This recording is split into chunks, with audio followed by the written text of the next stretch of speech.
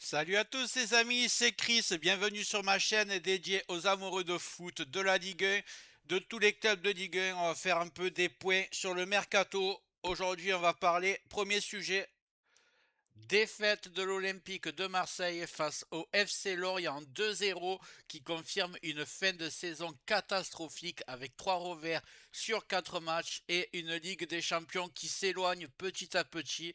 Selon foot01.com sur RTL, Gilles Verdès, proche de Cyril Hanouna, s'est dit choqué et honteux du niveau affiché, dénonçant un manque total d'engagement et parlant presque de faute professionnelle.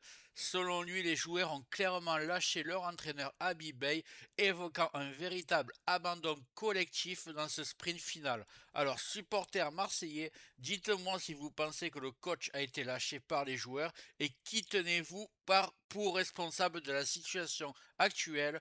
Est-ce qu'en premier lieu c'est Habib Bey, Franck McCourt, Mehdi Benassia ou est-ce les joueurs eux-mêmes par leur manque d'implication qui sont à mettre en cause en premier?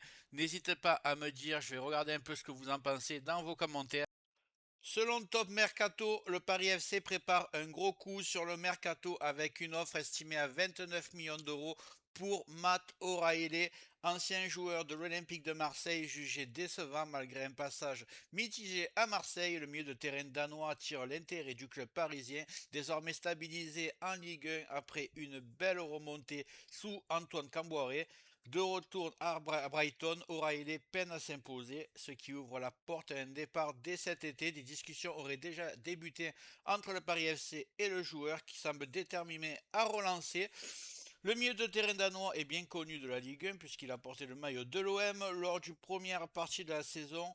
Le joueur de 25 ans a disputé 25 rencontres avec le club océan.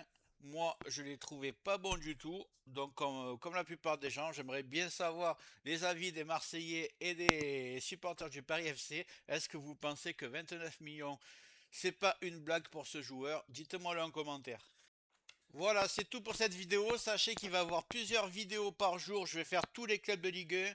Vous envoyez les meilleures infos mercato. Là, ça va bouger à partir de maintenant jusqu'à cet été. Donc, n'hésite pas à t'abonner pour avoir toutes les infos à temps réel et ne rien rater. Je te dis à très bientôt et n'hésite pas à regarder le descriptif où je te mets tous les liens de ceux que j'ai lus aujourd'hui. Et je te dis à bientôt.